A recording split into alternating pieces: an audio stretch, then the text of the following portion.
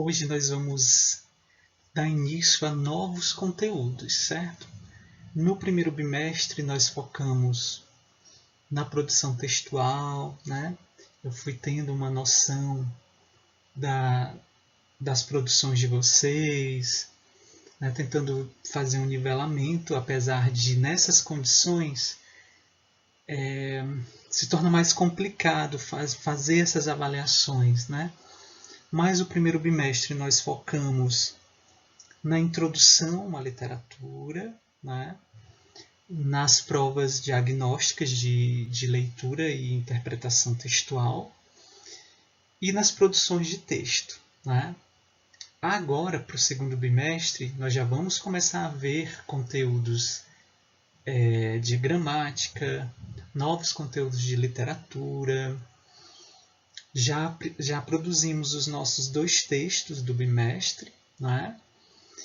E agora a gente vai focar em novos conteúdos de gramática, de literatura e mais atividades, né, para irmos treinando os conteúdos trabalhados e, ao mesmo tempo, a compreensão e a interpretação.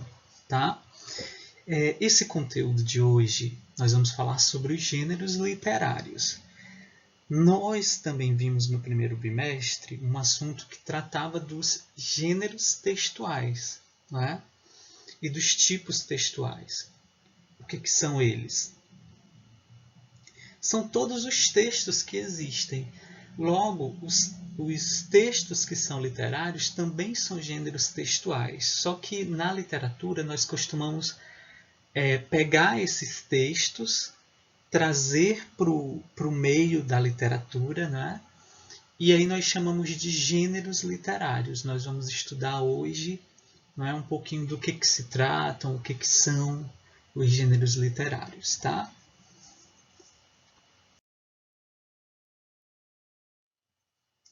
Então, como eu estava falando anteriormente, né, existem os textos, né? Quando a gente vai se comunicar, a gente faz uso dos gêneros textuais. Isso a gente viu lá no primeiro bimestre. Para cada situação, né, de interação e comunicação, existe um texto específico para que os interactantes daquele momento, né, daquele evento interativo, comunicativo, existe um texto específico para que eles interajam, não é? E aí, dentro dessa gama de textos existentes, nós vamos focar agora nos gêneros literários, né? Que, numa perspectiva clássica, eles foram divididos, né, os textos literários, em 3 grupos, que nós vamos ter o épico ou narrativo, o lírico e o dramático. Então, todos os textos literários que existem, eles vão se encaixar em um desses tipos aí, né? Ou ele vai ser narrativo ou épico. A partir de agora eu vou usar a nomenclatura narrativa mesmo, tá? Ou ele vai ser narrativo, ou ele vai ser lírico, ou ele vai ser dramático. E aí nós vamos ver agora do que se trata cada um, né, desse tipo, como que eles se estruturam, como que eles se organizam. E no final a gente vai fazer uma atividade de leitura e lá na página, né, do slide eu vou explicar melhor sobre a atividade, tá certo?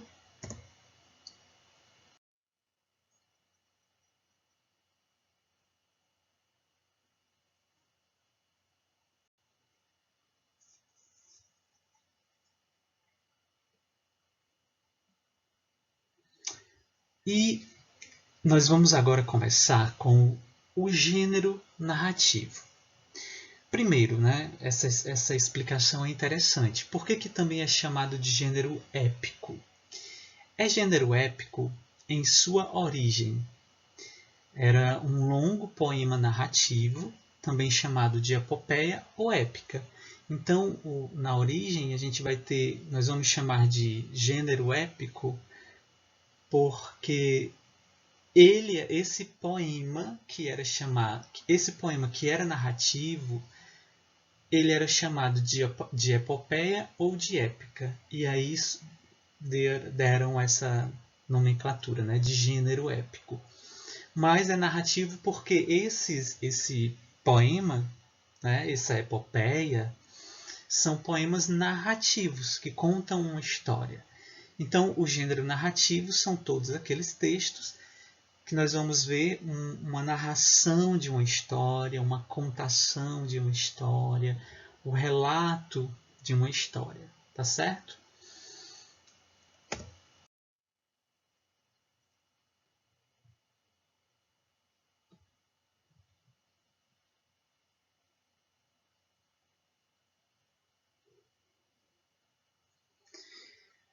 E aí, todo texto que é narrativo, né, que vai fazer parte do gênero narrativo, do gênero literário narrativo, eles vão apresentar algumas características peculiares. Então, por exemplo, os elementos básicos que compõem a narrativa são o tempo, que ele pode ser cronológico ou psicológico. Por exemplo, o cronológico é aquele tipo de história que você vai contando os fatos e eles vão acontecendo de maneira linear. Certo? Por exemplo, suponhamos que você vai narrar o que você fez durante todo o dia. Então você vai começar pela manhã, e aí vai passando o tempo, aí chega a meio-dia, vai passando o tempo, chega à tarde, até chegar à noite. Então, o tempo cronológico ele segue uma sequência linear dos fatos, né? Os fatos vão se ligando um após o outro. Já o tempo psicológico vai ser aquele tipo de narrativa que faz usos dos flashbacks, por exemplo. É mais a questão desse tipo de narrativa do psicológico vai mexer muito com questões interiores. Então, por exemplo, às vezes isso acontece muito em filmes, vocês vão compreender. Tem certos filmes que se você não prestar atenção, você não compreende, porque ora ele está aqui no presente, aí de repente volta para o passado. Isso é o flashback, né? Eu estou aqui no presente e de repente eu volto para um fato passado e depois eu estou aqui no presente de novo e de repente eu já posso estar indo no futuro e volta. Então não tem essa linearidade, né? O tempo psicológico. Toda narrativa vai apresentar o espaço, né? O lugar onde aconteceu a ação, né? O lugar onde essa ação, onde eu vou narrar, onde que aconteceu, né? A minha narrativa. Nós temos a ação, que são as sucessões de fatos. Nós temos os personagens, claro, né? Definem-se física e psicologicamente pela descrição. Nós vamos já ver um exemplo e aí nós vamos entender melhor esses elementos. Nós temos também o foco narrativo. O texto, os gêneros literários que são narrativos, eles podem ser escritos em terceira pessoa, né? Quando o narrador está contando a história de alguém. Então ele sempre vai dizer, ela foi para a floresta, ele foi para o mar. Então é terceira pessoa por causa da terceira pessoa do singular ou terceira pessoa do plural. Ele vai contar a história de alguém, né? Por isso que é terceira pessoa. E aí, quando ele é terceira pessoa, esse narrador pode ser onisciente, ou seja, ele sabe de tudo o que acontece na história, inclusive o que as personagens pensam. Já leram algum livro que você pega, e aí o narrador vai contando a história, e em algum momento ele diz assim, a pobre menina começou a pensar que poderia viajar, não sei o que, conhecer novos lugares. Percebo que se ela só pensou e não externalizou, como é que a gente vai saber disso, né? Mas aí, como o narrador ele é onisciente, ele sabe de tudo, então ele sabe de tudo o que acontece na história, os pensamentos, o que ainda vai acontecer, ele sabe de tudo, não é? Ele também pode ser o narrador observador, ele só vê a história e conta os fatos. Certo dia, uma menina estava passeando e tal, ele vai contar a história, mas ele só narra o que ele consegue observar. Tá? Ele não saberá de tudo o que acontece na história, como onisciente. E aí nós vamos ter o narrador em primeira pessoa. Quando ele é narrador em primeira pessoa, eu, nós, geralmente ele vai ser o narrador personagem e participa da história. Então ele vai contar a própria história. Eu estava indo à procura, nós estávamos indo à procura, certo?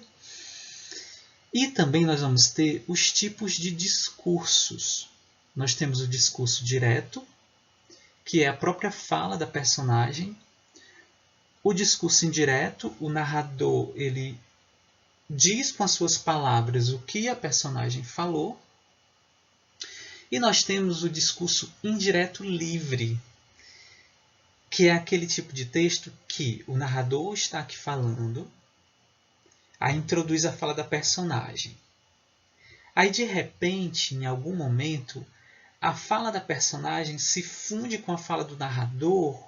Se a gente não lê com atenção, a gente não sabe exatamente de quem é agora a fala, se é do personagem ou se é do narrador.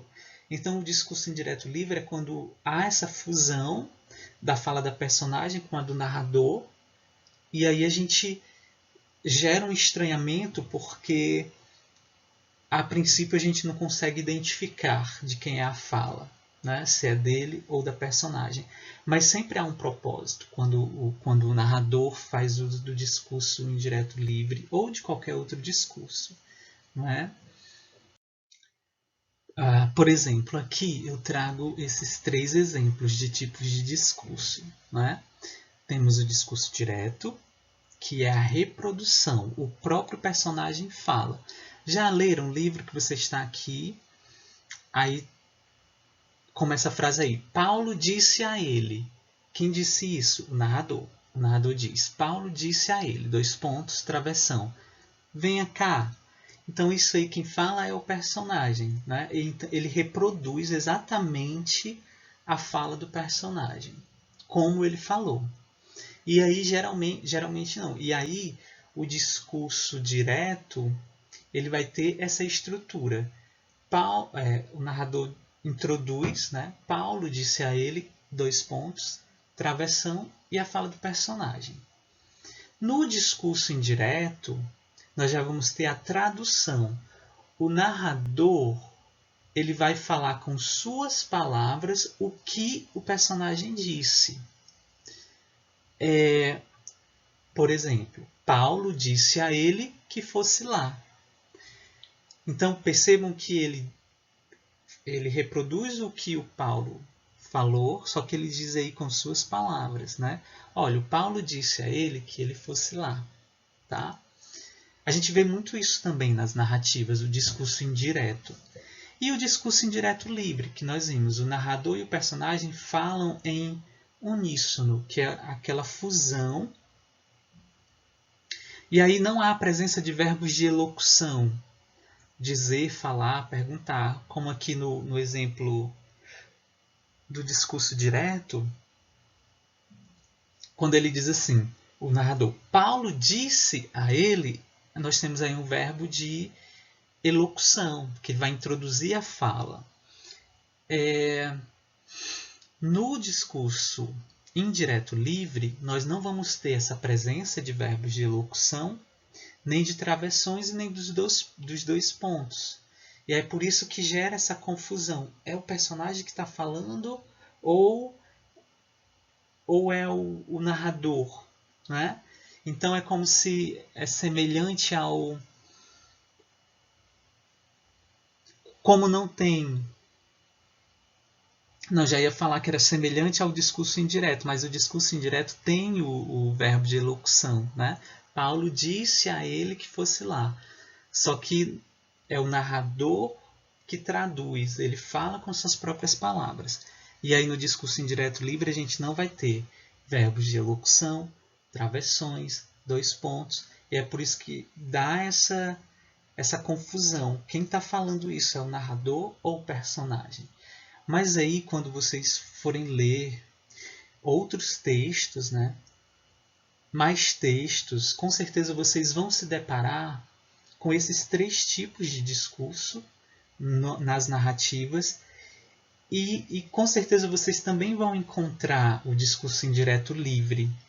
Ele não é encontrado com tanta frequência como os outros, mas ao ler vocês vão perceber que há um propósito, né?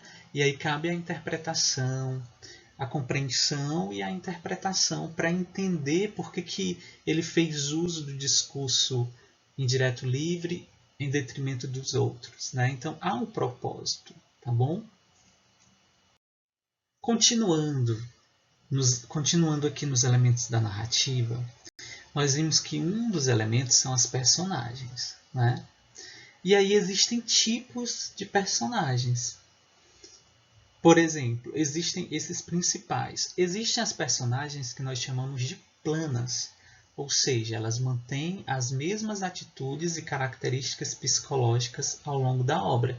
É aquele tipo de personagem, tipo a mocinha da história, ela vai continuar, geralmente, ela vai continuar sempre mocinha, bonzinha até o fim da história. O personagem que é do mal, né, dependendo do texto, por exemplo, pronto, a Branca de Neve, né? Se a gente pegar a Branca de Neve, a gente pode dizer que Branca de Neve, naquela história que a gente conhece desde criança, a Branca de Neve ela é uma personagem plana porque ela é a princesa, ela é a do bem, né? Gosta de fazer, ela tem o coração puro, e ela é bela, e vocês vão perceber essas características até o final da história, tá? E quando a gente vai para a bruxa, que tem uma característica má, uma característica ruim, ela vai do início ao final da história com essa característica. Mas, por exemplo, vocês já assistiram ao filme Malévola, né? A Malévola, ela não é plana, embora ela seja a malvada, a má da história, a bruxa da história, né? Vocês vão perceber que no início o enredo dá a ideia de que ela é má, 100% má, mas aí a história vai acontecendo e a gente vai percebendo que ela não é plana, né? Ela vai variando, ela vai mudando as características. Então, as personagens planas mantêm as características do início ao fim. As personagens redondas dá essa ideia de ciclo, né? Elas surpreendem o leitor. De repente ela é má no início e aí o tempo vai passando e no final ela é boa, né? Se torna boa. Então, as redondas,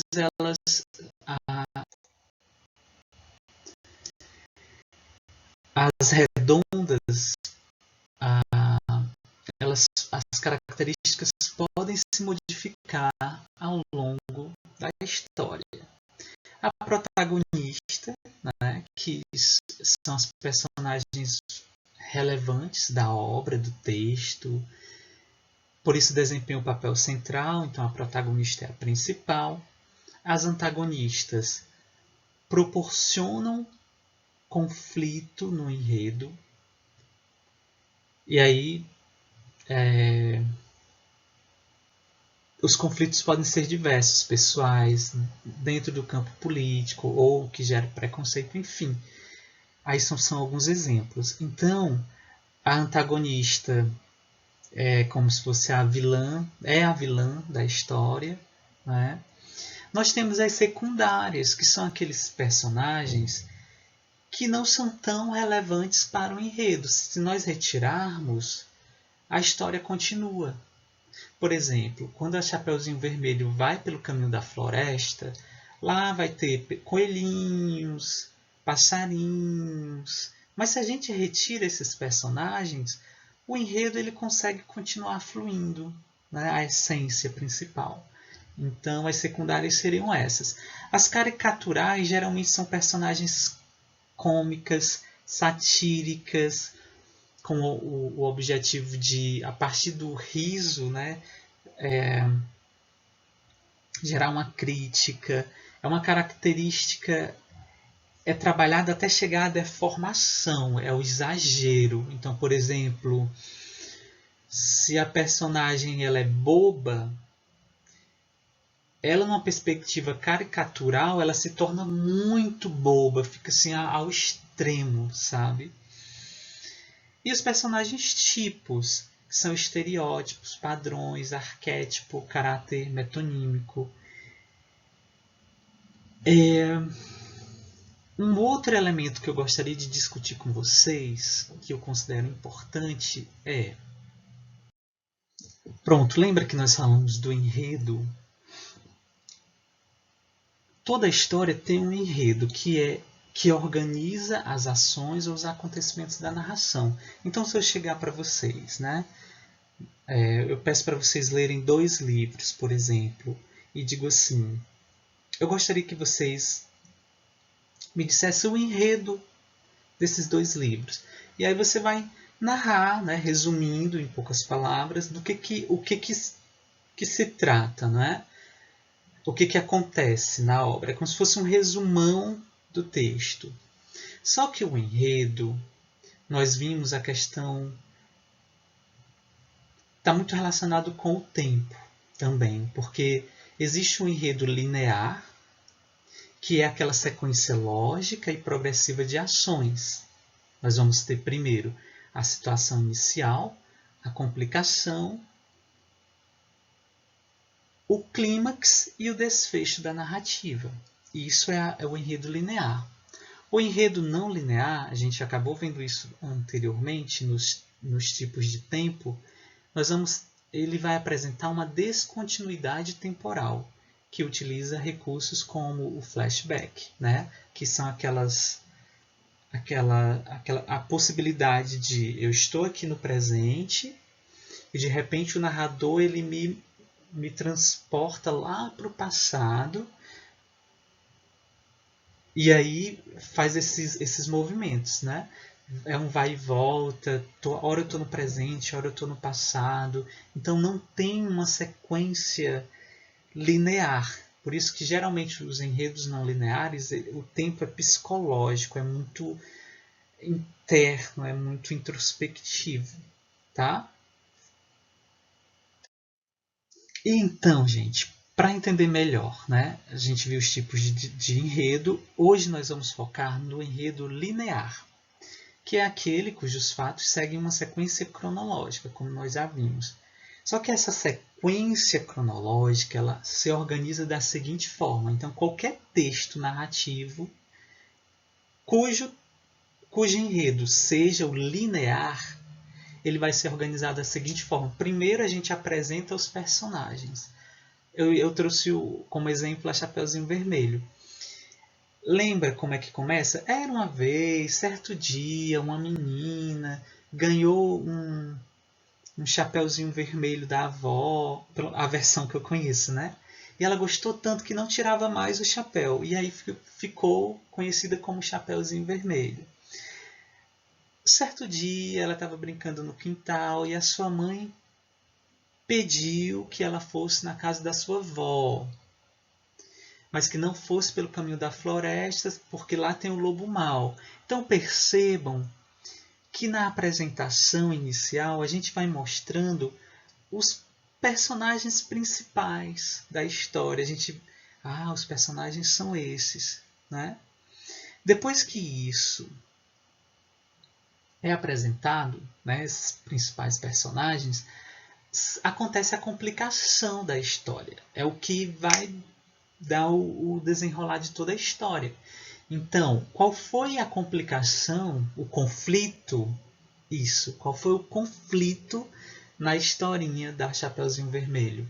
A mãe dela disse que ela não fosse pelo caminho da floresta, porque era perigoso, uma vez que lá, né, morava, existia o lobo mau.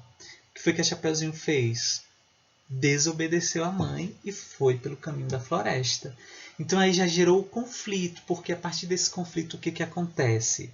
O lobo encontra a Chapeuzinho, chega primeiro na casa da vovó, devora a vovó, se veste com as roupas da vovó. E aí tudo isso gerou, é o conflito, né? É o conflito da história. E quem não conhece, por exemplo, as criancinhas que ainda vão ter acesso, ou pessoas, né? Mas eu acho talvez muito improvável aqui, né? Onde nós moramos, alguém não conhecer a história da Chapeuzinho. Mas enfim, se nós não conhecêssemos essa história, e se, por exemplo, se vocês não conhecessem essa história, eu chegasse e lesse até a parte que a vovó é devorada e ele se disfarça de vovó esperando a Chapeuzinho. Se eu parasse aí, ia gerar uma curiosidade em vocês. E o que vai acontecer com a Chapeuzinho? E será que a vovó vai ser salva? A gente sempre fica... Então geraria essas indagações, essas curiosidades, né? Até que a gente vai chegar no clímax da história. O clímax é aquela parte da narrativa que é isso que eu estou explicando. Vocês não conhecem o texto, por exemplo, e se eu paro naquele momento, você fica assim, meu Deus, o que vai acontecer agora? Eu preciso saber o que vai acontecer. Então, o clímax é esse momento de tensão. A curiosidade entra em tona. O que vai acontecer agora com os personagens? Né? E aí, no caso da Chapeuzinho, para mim, o ponto, o clímax, né? Para mim, é quando ela chega, o lobo está disfarçado e começam a ter aquele diálogo. Mas vovó, que mãos tão grandes, que orelhas tão grandes, que boca tão grande. E aí vai gerando aquele clímax, né? Pra gente saber o que vai acontecer. Na versão que eu conheço, ele acaba devorando a Chapeuzinho também. Ficou com o bucho muito cheio, né? Adormeceu, e roncou muito alto. Agora a gente vai para o desfecho da narrativa. Ele devora a Chapeuzinho também, ficou com um bucho enorme e dormiu ali mesmo. E por roncar muito alto, o caçador ouviu, estranhou, né? Foi ver o que estava acontecendo com a vovó. Chegou lá, era o lobo. E aí está o desfecho da história. Abre a barriga do lobo, na versão que eu conheço, né? Abre a barriga do lobo, tira a vovozinha, tira a Chapeuzinho, que estão vivas ainda, né? Mas lembrem-se que a gente falou de verossimilhança lá no primeiro bimestre, né? Que é a coerência interna da obra, é a realidade da obra literária, né? E aí o desfecho, ele retira elas duas da barriga do lobo, coloca uma pedra, costura, e aí o lobo sai andando e andando, caindo, até que caiu dentro do rio e morreu. Esse é o desfecho da história. Lembrando que o desfecho, ele tanto pode ser feliz como pode ser triste, né? Para os personagens. E aqui nós vamos priorizar hoje apenas o enredo linear, né? Essa sequência de fatos. Pronto, gente, ó, lembrando que até o momento recapitulando, nós estamos estudando agora os gêneros literários, que são divididos em 3. O lírico, o épico / narrativo e o dramático. Até agora a gente ainda está vendo o narrativo, porque nós tivemos todo esse trabalho de ver as estruturas da narrativa, os elementos da narrativa, como que acontece, né? A produção de um texto narrativo. E aí, existem vários gêneros literários narrativos, né? Aqui eu estou trazendo alguns, por exemplo, o conto, a crônica, a novela, o romance, a fábula, a parábola, o apólogo.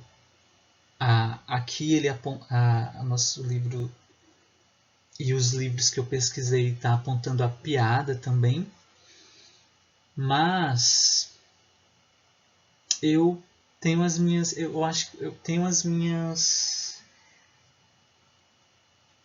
observações, né? Eu acho que nem sempre uma piada necessariamente ela é caracterizada, sim, a narrativa, mas eu acho que nem sempre ela está dentro desse campo literário, não sei. Mas aí tem as adivinhas e a lenda. Existem muitos outros, né? O que eu queria focar aqui, principalmente hoje, era o romance, para a gente tirar essa ideia da cabeça de achar que, quando a gente faz uma pergunta assim, ei, você gosta de ler romances? As pessoas têm na cabeça a ideia de que, quando me perguntam se eu gosto de ler romances, se são histórias de amor, tá? E não é isso. O gênero romance é uma narrativa longa, né? Mais longa que o conto, que a crônica, que a novela, que todos esses exemplos de narrativas. O romance ele é um gênero textual, né? Um gênero literário da arte do narrar, que contém todos aqueles elementos da narrativa que nós vimos anteriormente. Tá? Agora, o que acontece? Claro que pode existir romance que tratam de histórias de amor, mas existem romances, o gênero, né? Esse texto que pode falar de guerra, que pode falar de seca, que pode falar de solidão, que pode falar de N temáticas, tá certo? É só para a gente compreender essa questão do gênero romance. Quando nós falamos gênero romance, eu não estou falando de que esse texto fala de amor. O gênero romance é um texto, um gênero literário, que pode abordar diversas temáticas, inclusive a amorosa, tá certo? E agora, nós vamos para o gênero lírico, que eu adoro demais, né? Gente, no gênero lírico, nós vamos ter o eu lírico ou o eu poético, que é a voz que fala no poema. Quando você pega um texto narrativo, quando a gente está lá no texto narrativo, aquele personagem que conta a história é o narrador, certo? Aquela pessoa que está lá dentro da história, narrando a história, é o narrador. Mas quando nós pegamos os poemas, os textos líricos, o personagem que está lá falando é o eu lírico ou o eu poético, é a voz que fala no poema, que não necessariamente vai ser o autor, porque a gente não pode confundir o autor do poema com o eu lírico. O eu lírico é o personagem lá do poema que está falando, né? Que está expressando. Por que eu não posso confundir o eu lírico com o autor do texto? Porque o autor, ele pode muito bem, por exemplo, estar feliz. Ele está feliz. Mas de repente ele teve uma inspiração e produziu um poema falando de tristeza. Então, quem está triste é o autor ou quem está triste é o eu lírico? É o eu lírico. É como se fosse o narrador do poema, a pessoa que fala no poema. Claro que às vezes o autor do texto, ele realmente, às vezes, ele pode sim colocar lá no papel o que ele está sentindo. E aí o sentimento que o eu lírico está sentindo é o mesmo do autor. Mas o autor é uma coisa, o eu lírico é outra coisa. O eu lírico é o personagem lá do poema, ou eu poético, né? E aí, gente, no lírico nós vamos ter a predominância da função emotiva da linguagem, ou seja, é um outro conteúdo que nós vamos ver depois. A função emotiva da linguagem é aquele tipo de texto que nós vamos perceber que o objetivo principal é a expressão do eu, a expressão do sentimento do autor, que no caso aqui é a expressão do sentimento do eu lírico. O foco cai no que ele sente, na expressão dos seus sentimentos. Então, o gênero lírico ele vai mexer muito com essas questões de sensações, sensibilidade, os sentimentos, os diversos sentimentos, porque é a expressão do que eu sinto. Tá? E é lírico porque antigamente este instrumento musical é a lira. A lira era um instrumento muito utilizado, né? E ela produz um som muito agradável. Então, continuando, a lira era esse instrumento cujo som era muito agradável e as poesias, elas antigamente, elas eram muito declamadas. Elas eram escritas para serem declamadas. E aí elas tinha esse acompanhamento da lira, né, que gera todo aquele envolvimento. E aí surge essa expressão gênero lírico, a expressão do eu, o eu lírico, mas na expressão dos seus sentimentos, suas sensações, tá?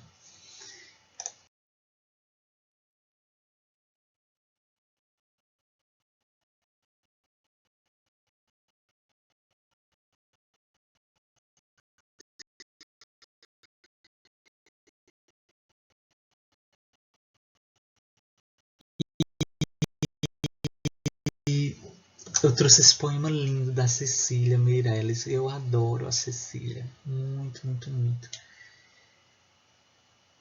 Eu canto porque o instante existe e a minha vida está completa. Não sou alegre nem sou triste, sou poeta. Irmãos das coisas fugidias, não sinto gozo nem tormento. Atravesso noites e dias no vento. Se desmorono ou se edifico, se permaneço ou se desfaço, não sei, não sei, não sei se fico ou passo. Sei que canto e a canção é tudo. Tem sangue eterno a asa ritmada. E um dia sei que estarei mudo, mais nada. Eu vou deixar vocês relerem o poema e irem fazendo aquela leitura vertical, né? O mergulho na poesia da Cecília e desvendando os mistérios, o que o eu lírico quis falar, né? Os sentimentos do eu lírico. Fiquem à vontade, né? Para vocês se deleitarem com essa delícia que é o texto da Cecília Meirelles. Gente, e o nosso próximo gênero literário, né? São 3, nós já vimos o narrativo, o lírico e agora o dramático. Então o dramático é o texto em cena. É aqueles tipos de texto que é produzido, escrito, para ser decorado, e aí os personagens dão vida a esse texto nos palcos, nas novelas, nos filmes. Então são os textos encenados, né?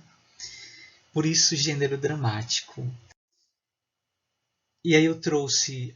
Ai, gente, esse filme é perfeito. Com certeza vocês conhecem, né? Se as aulas estivessem sendo presenciais, com certeza nós não iríamos ver o filme todo, mas eu iria passar algumas cenas para discutir com vocês, enfim. Mas quem nunca viu, fica a indicação, é um filme que vale muito a pena, mas acredito que todo mundo já assistiu. E aí eu trouxe um exemplo do texto, como ele é escrito. Então, os textos dramáticos sempre tem o nome do personagem. Nos diálogos, em vez de ter travessões, nós temos os nomes dos personagens, na frente as falas. E existem as rubricas, por exemplo, essa do padre que eu grifei aí de verde, com desprezo. As rubricas são as informações contidas no texto, dizendo como que o personagem deve fazer, como ele deve se portar ao falar aquilo, né? Então as rubricas são isso, são essas informações entre parênteses nos textos, indicando o que o personagem faz, como é que ele age agora. Então o texto dramático ele é bem mais simples de... Aliás, ele tem uma estrutura simples, né? Geralmente é assim, mas não esqueçam, ele também tem aqueles elementos, né? Os personagens, se for uma narrativa linear, um enredo linear, a apresentação dos personagens, o conflito, o desenvolvimento, o clímax e o desfecho, tá?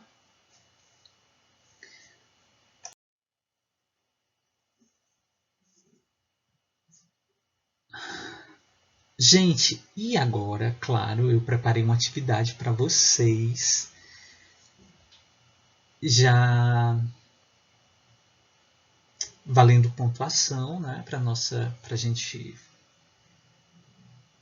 formar a nossa nota, mas não façam só pela nota, façam pelo prazer da leitura, façam pelo prazer da literatura.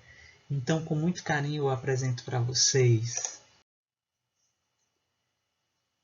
2 livros, 2 livros da Lígia Bojunga. É uma autora que eu gosto muito, muito, muito, muito. E aí o que vai acontecer? A data de entrega vai ser no dia 18 de junho, o máximo, né? A data máxima. Pessoal, vocês têm quase 2 meses para fazer isso, tá?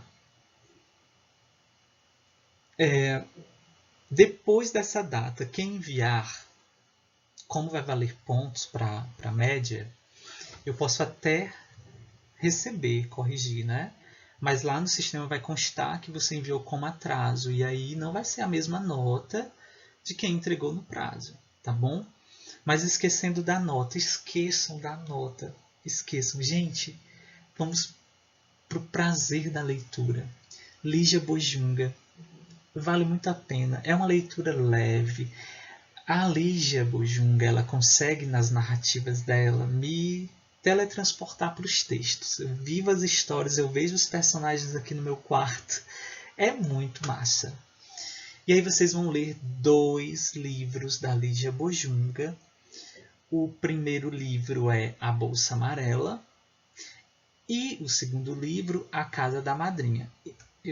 Dos 2, eu prefiro o segundo, A Casa da Madrinha, mas eu dou altas risadas quando eu estou lendo os textos dela. É muito leve, é uma leitura que cativa. Gente, vale a pena.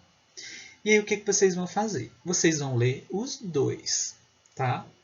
Mas para a questão 1, vocês vão escolher o que vocês mais gostaram, certo? E aí vocês vão identificar os seguintes elementos da narrativa. Por exemplo, eu como eu gostei mais da Casa da Madrinha, eu pegaria a Casa da Madrinha e aí vou dizer o enredo. O que acontece na história? O resumo da história. O tempo na Casa da Madrinha, já que foi o livro que eu escolhi, é linear? É psicológico? O espaço, onde é que acontece? E aí os personagens, eles são redondos? São planos? São personagens tipos? Quem é o protagonista? Tem antagonista? Certo? E aí vocês não precisam fazer todos os personagens, classificar todos os personagens. Vocês podem pegar os personagens que você mais se identificou, que você mais gostou, e aí você diz se ele é redondo, se ele é plano, se ele é protagonista, se ele é antagonista, e etc. Tá bom? E aí vocês vão dizer o foco narrativo é primeira pessoa ou terceira pessoa? E o tipo de discurso? É discurso direto? Cadê um exemplo? É discurso indireto? Tem um exemplo? Tem o discurso indireto livre? Se tiver, a gente dá exemplos também. Tá certo? Então, a primeira questão, vocês escolhem 1, 2. Tá certo? No 2, vocês vão desenvolver a interpretação de vocês. Né? Vocês vão fazer uma reflexão crítica. Quando vocês leram esses textos, esses 2 livros, eles te fizeram sentir o quê? Te fizeram lembrar de quê? Refletir sobre o quê? Ok? E aí vocês vão falar um pouquinho. Agora na questão 2 vocês vão falar um pouco dos 2. Né? Só na 1 que você vai escolher só um dos livros. Aqui na 2 você vai fazer esses comentários. Não precisa ser de tudo, mas você pode falar, refletir, né, fazer uma reflexão, tanto na Bolsa Amarela como na Casa da Madrinha, aquelas reflexões que mais te envolveram. Poxa, a Bolsa Amarela teve uma parte que eu gostei demais, me fez lembrar disso, me fez refletir sobre isso. Aí você coloca, né? E aí, em se tratando do livro A Casa da Madrinha, eu gostaria de tecer a seguinte discussão. Aí você já fala aquele ponto que mais te chamou a atenção, por quê, tá? E aí vocês têm até o dia 18 de junho para entregar, ok? Muito obrigado e a gente se vê semana que vem com mais atividades, novos conteúdos. E vamos estudar, tá bom? Tchauzinho.